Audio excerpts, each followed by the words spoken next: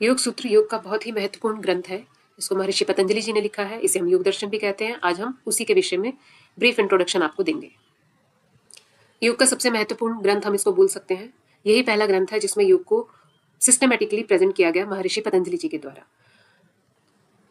इससे पहले भी योग जो है वो विद्यमान था। हमारे अन्य जो ग्रंथ हैं जैसे वैदिक ग्रंथ है, वेद हैं, उपनिषद हैं और अन्य शास्त्र, उनमें भी योग विद्यमान था, लेकिन वो बहुत ही बिखरी हुई अवस्था में था। एक सिस्टमेटिक वे से प्रेजेंटेशन उसकी नहीं की गई थी। तो यदि केवल योग की ही स्टडी करनी हो, योग को ही समझना हो, तो ऐसा कोई सिस्टमेटिक स्पेसिफिक ग्रंथ नहीं था कि जो कि फुली डेडिकेटेड हो योग ज्ञान के लिए। तो महर्षि पतंजलि जी ने सबसे पहले योग सूत्र की रचना की। सबसे पहला ये सिस्टमेटिक टेक्स्ट कहा जाता है योग पर। उन्होंने जो भी बिखरा हुआ ज्ञान था उसको एकत्रित किया और बहुत ही सिस्टमेटिक वे से उसको प्रेजेंट किया योग सूत्र नामक ग्रंथ में। इसमें योग का प्रेजेंटेशन बहुत ही सुचारू ढंग से, बहुत ही वैज्ञानिक ढंग से किया गया है। जब आप ये शास्त्र पढ़ते हैं तो आप समझेंगे इसको कि कितना ब्यूटीफुल इसको एक्सप्लेन किया गया है महर्षि पतंजलि जी के द्वारा। महर्षि पतंजलि जी ही थे जिन्होंने सबसे पहले सिस्टमेटिकली योग पर ग्रंथ की रचना की, तो इसलिए उनको फादर ऑफ योग भी कहीं कहीं पर कहा जाता है। अगर हम बात करें इसके फिलोसफिकल रूट की कि ये कहाँ से उत्पन्न हुआ माना जा सकता है या किससे संबंधित है, तो योग सूत्र जो है उसको सांख्य फिलोसफी यानी कि सांख्य दर्शन से संबंधित माना जाता है। ऐसा कहा जाता है कि सांख्य दर्शन जो है वो उसका फाउंडेशन है। मतलब उसी के आधार पर ही योग सूत्र लिखा गया है। सांख्य में जो भी ज्ञान है थ्योरी रूप में या फिलोसफिकल वे में लिखा गया है, उसी को प्रैक्टिकल वे में योग सूत्र में महर्षि पतंजलि जी ने प्रेजेंट किया गया है। और सांख्य योग और योग सूत्र को या योग दर्शन को ट्विन सिस्टर्स भी कहा जाता है, ट्विन फिलोसफीज भी कहा जाता है। योग दर्शन भी हमारे 6 सिस्टम्स ऑफ इंडियन फिलोसफी में से एक दर्शन है, जैसे सांख्य दर्शन, योग दर्शन, न्याय, वैशेषिक, मीमांसा और वेदांत। तो योग दर्शन का संबंध सांख्य दर्शन से है। योग सूत्र में महर्षि पतंजलि जी ने 195 सूत्र लिखे हैं। मतलब 195 सूत्रों में योग को पूर्ण रूप से उन्होंने बताया है। अब ये जो सूत्र है, सूत्र का एक टेक्निकल मीनिंग होता है सूच्यन्ते इति सूत्रा, यानी कि जिससे हमें सूचना मिलती है, वो एक कोड की तरह है। अब आप जब ये सूत्र देखेंगे तो देखेंगे बहुत ही छोटे छोटे एक एक लाइन के सूत्र हैं।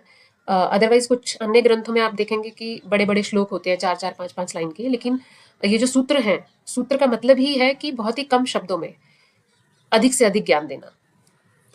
Maximum number of knowledge in a minimum number of words. तो ये सूत्र का अर्थ है। क्योंकि पहले भी शास्त्रों में, अन्य शास्त्रों में योग का ज्ञान उपलब्ध था, लेकिन सिस्टमेटिक नहीं था।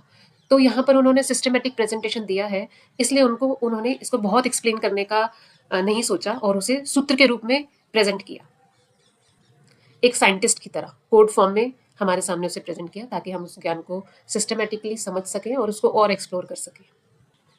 योग सूत्र के अंदर जो कंटेंट है उसकी अगर हम बात करें तो आपको मैं बता चुकी हूँ कि इसमें 195 सूत्र हैं, 195 वर्सेस हैं। कहीं कहीं पर 196 भी कहा जाता है, लेकिन मैक्सिमम 195 सूत्र ही माने जाते हैं।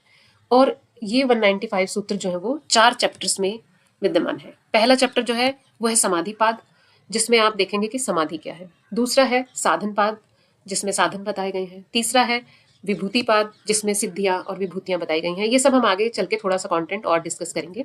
चौथा है कैवल्यपाद, जिसमें कैवल्य के विषय में विस्तार से बताया गया है। इन चारों चैप्टर्स में जो सूत्र का डिवीजन है वो इस प्रकार है। समाधिपाद में 51 सूत्र हैं, साधनपाद में 55, विभूतिपाद में 55 और कैवल्यपाद में भी 34।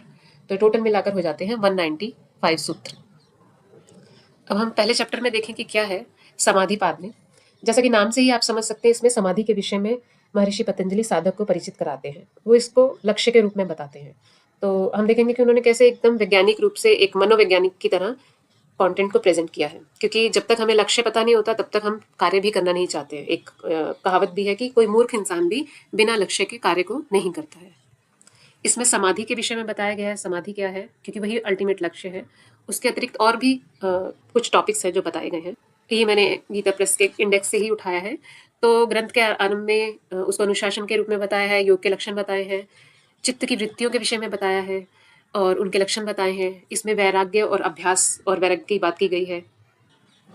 ईश्वर के विषय में बताया गया है कि वो कैसे सभी गुरुओं के गुरु हैं, उनका नाम प्रणव है आदि।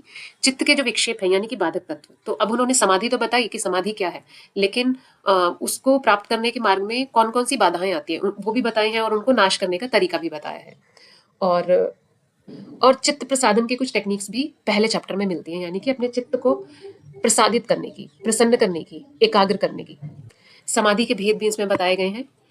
तो इस प्रकार से पहले चैप्टर में समाधि के विषय में बताया गया, चित्त प्रसादन बताए गए हैं, चित्त विक्षेप बताए गए हैं, ईश्वर के विषय में बताया गया, समाधि के प्रकार बताए गए हैं, और अभ्यास और वैराग्य के विषय में भी बताया गया है। योग के स्टूडेंट्स के लिए सभी टॉपिक्स काफ़ी इंपॉर्टेंट है और इन पे क्वेश्चंस भी आते हैं। नेक्स्ट चैप्टर पर अगर हम चलें तो अगला चैप्टर है साधन पाद। साधन, नाम से ही पता चल रहा है कि कोई साधन है, कोई उपकरण है, कोई टूल है।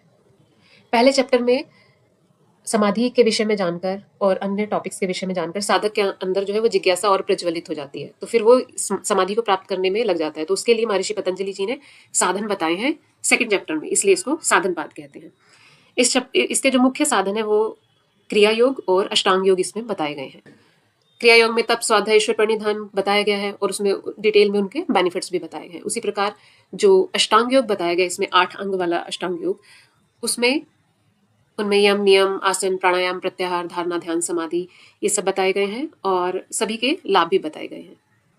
इसी चैप्टर में प्रकृति और पुरुष की भी बात होती है, यानी कि दृष्टा और दृश्य, चेतन तत्व और अचेतन तत्व। पंच क्लेश इसमें बताए गए हैं। उन पंच क्लेशों में अविद्या सबसे पहला क्लेश है, उसको भी डिटेल में बताया गया है। अविद्या, अस्मिता, राग, द्वेष, अभिनिवेश, ये पंच क्लेश हैं, उनके विषय में इस चैप्टर में बताया गया है। तो इस चैप्टर में मेनली हम देखें तो क्रिया योग है, अष्टांग योग है, प्रकृति पुरुष के विषय में बताया गया है और पंच क्लेश का वर्णन इसमें मिलता है। ये सभी भी बहुत इंपॉर्टेंट टॉपिक हैं। अभी केवल हम ब्रीफली नाम ही डिस्कस कर रहे हैं, सबका अलग अलग से डिस्कशन हम अदर वीडियोज में कर सकते हैं। तो नेक्स्ट जो चैप्टर है वो है विभूतिपाद। विभूति अर्थात पावर, ये सुपर नॉर्मल पावर्स होती हैं, सिद्धियां भी बोलते हैं। तो जब योग मार्ग में साधक साधना करता है तो उसी मार्ग में उसको सिद्धियां भी हर स्टेप पर प्राप्त होती हैं। जब हम कोई भी कार्य करते हैं तो उसमें हमें कुछ ना कुछ उपलब्धियां प्राप्त होना स्टार्ट हो जाती है। तो उसी प्रकार से योग के मार्ग में संयम जब करने से, यानी कि धारणा, ध्यान, समाधि को जब हम एक साथ करते हैं, जब थोड़ा हायर स्टेज पर पहुंच जाते हैं तो सिद्धियां प्राप्त होनी स्टार्ट हो जाती हैं। इन सिद्धियों से ये पता चलता है कि साधक जो है वो सही मार्ग पर चल रहा है, उसकी उन्नति हो रही है। इनमें अलग अलग चीज़ों पर संयम करने से अलग अलग प्रकार की सिद्धियां प्राप्त होती हैं। इसमें नाभि पर संयम करना बताया गया है, ध्रुव तारा पर, सूर्य पर आदि, इस तरह से बहुत सारी सिद्धियां और संयम बताया गया है। महर्षि पतंजलि इसमें सिद्धियों की व्याख्या तो करते हैं, साथ साथ वो साधक को इसके दुष्परिणाम के विषय में चेतावनी भी देते हैं। क्योंकि वो बताते हैं कि इन सिद्धियों से कोई भी आसक्ति नहीं रखनी है, ये केवल बाय प्रोडक्ट है, लक्ष्य नहीं है। तो साधक को इससे अटैच ना होते हुए अपने मार्ग पर आगे चलते रहना चाहिए, तभी वो अपने अल्टीमेट लक्ष्य को प्राप्त कर सकेगा, मुक्ति को, मोक्ष को। सिद्धियां केवल मापदंड है कि साधक की साधना सही चल रही है और उसको इन सिद्धियों में अटकना नहीं है। ये केवल जांच का विषय है कि हाँ ठीक है, सिद्धियां हमें प्राप्त हो रही हैं, अर्थात हम अपने मार्ग पर आगे बढ़ रहे हैं। जैसे कोई स्टूडेंट एक किसी हायर एग्जाम की तैयारी करता है, एक टफ एग्जाम की तैयारी करता है, तो उस तैयारी को करते करते ऐसा होता है कि छोटे छोटे जो एग्जाम्स होते हैं, जो थोड़े कम टफ एग्जाम होते हैं, वो उनको क्लियर कर लेता है। लेकिन अगर वो उन्हीं में ही इन्वॉल्व हो जाएगा, वहीं पर चला जाएगा, तो फिर उसका जो हायर एग्जाम वाला एम था वो रह जाएगा। उसी प्रकार से ये जब हमारा मोक्ष का लक्ष्य होता है तो बीच में जो सिद्धियां आती हैं, अगर हम उनसे अटैच हो जाते हैं, उसके मुंह में फंस जाते हैं, उनको यूज करने लग जाते हैं, तो हमारा जो अल्टीमेट लक्ष्य है हम उससे डिस्ट्रैक्ट हो जाते हैं। तो महर्षि पतंजलि जी ने ये चेतावनी दी है कि साधक को अपने मार्ग से भटकना नहीं है। और विभूतिपाद का अगर हम इंडेक्स देखें तो इसमें धारणा, ध्यान, समाधि व अष्टांग योग के तो जो 3 पार्ट हैं वो इसमें आ जाते हैं। निर्बीज समाधि, चित्त को परिणामी कहा गया है, तो चित्त के परिणामों की चर्चा इसमें की गई है। और जैसा कि मैंने आपको बताया कि अलग अलग संयम करने से अलग अलग जो फल प्राप्त होते हैं वो भी बताए गए हैं इसमें। विवेक ज्ञान का और उसके फल का भी वर्णन इसमें मिलता है। और कैवल्य का निरूपण पूर्ण रूप से तो नहीं, लेकिन उसका स्टार्टिंग यहाँ पर हो जाता है। बाकी का जो डिस्क्रिप्शन है वो अगले चैप्टर में कैवल्यपाद में मिलता है। 4th चैप्टर जो है वो है कैवल्यपाद। कैवल्य का मतलब लिटरल मीनिंग तो आइसोलेशन होता है, लेकिन ये हमें बताता है कि लिबरेशन के बारे में, मुक्ति मोक्ष के विषय में बताता है। This is a process of liberation. कैसे कैवल्य तक, अल्टीमेट जो लक्ष्य है वहां तक हम कैसे पहुंचते हैं, ये अंतिम स्टेट होती है और यहाँ पर सभी जो दुख होते हैं वो भी समाप्त हो जाते हैं। कैवल्यपाद जो है वो छोटा चैप्टर है, और लेकिन इसके स्टार्टिंग में महर्षि पतंजलि जी ने कैवल्य समाधि को या सिद्धियों को प्राप्त करने के लिए कुछ अन्य साधन भी बताए हैं, जो कि इनसे योग साधना के अन्य जो अभी तक डिस्कस किए हमने उससे अलग है। जैसे कि जन्म से, ये भी एक साधन है कि जन्म से ही किसी को सिद्धि प्राप्त होती है या वो उसको आगे प्रोग्रेस करता है अगले जन्म में। औषधियों से, जड़ी बूटियों के उपयोग से, या मंत्र जप से, या तप से। तो ये साधन भी पहले ही सूत्र में बताए गए हैं चौथे अध्याय के। कैवल्यपाद में ही योगी की स्थिति की व्याख्या भी करते हैं कि वो कैसे जीवन मुक्ति तक पहुंचता है। कैवल्य का यहाँ पर विस्तार से वर्णन मिलता है। इसके अतिरिक्त यहाँ पर कर्म के टाइप भी बताए गए हैं।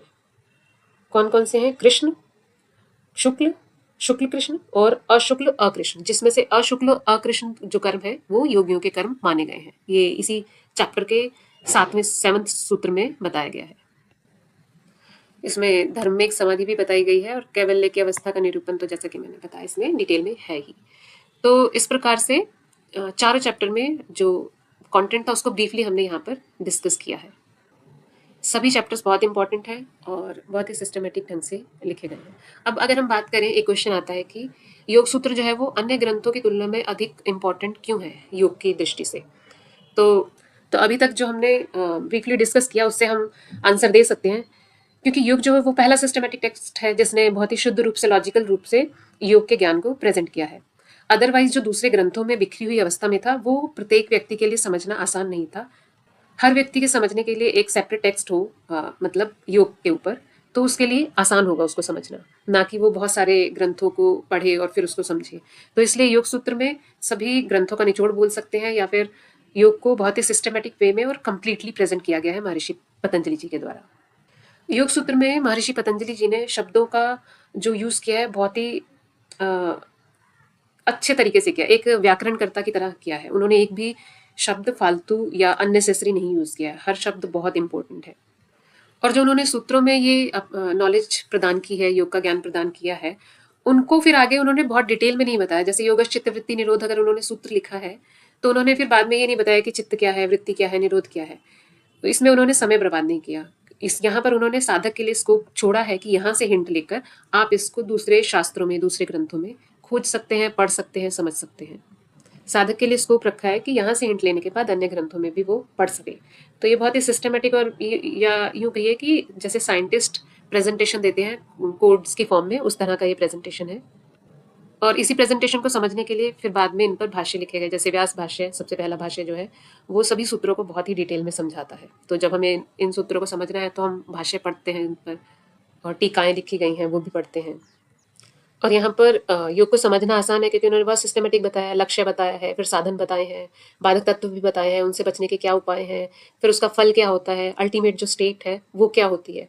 तो बिल्कुल एक साइंटिस्ट की तरह यहाँ पर प्रेजेंटेशन दिया है उन्होंने, पॉइंट टू पॉइंट बात की गई है, एक भी शब्द अनावश्यक नहीं है, और योग को पूर्ण रूप से समझने में बहुत ही सहायता मिलती है। इसलिए योग सूत्र को योग के लिए सबसे इम्पॉर्टेंट टेक्स्ट माना जाता है। तो ये था योग सूत्र का ब्रीफ इंट्रोडक्शन, जिसमें हमने बताया टोटल 195 सूत्र है। महर्षि पतंजलि जी ने इसको लिखा है। इसको योग सूत्र भी बोलते हैं, योग दर्शन भी बोलते हैं। आप इसको पातंजल योग दर्शन भी बोल सकते हैं, पातंजल योग सूत्र भी बोल सकते हैं। इसमें 4 चैप्टर है, समाधिपाद, साधनपाद, विभूतिपाद और कैवल्यपाद। उन सबका ब्रीफली कंटेंट भी बताया गया है। तो आई होप आपको ये समझ में आ गया होगा कि योग सूत्र क्या है, कितने चैप्टर है, उसमें क्या क्या कंटेंट है। इससे हम ब्रीफली योग सूत्र को समझ सकते हैं। यदि कोई क्वेश्चन हो आपका तो आप कमेंट बॉक्स में पूछ सकते हैं। हमारी वेबसाइट है द योगा वॉल्यूम, जहाँ पर आपको कुछ आर्टिकल मिलेंगे, आप पढ़ सकते हैं। इंस्टा अकाउंट है जो योगिक कोट्स और विजडम के लिए है, आप उसको भी विजिट कर सकते हैं। Thank you.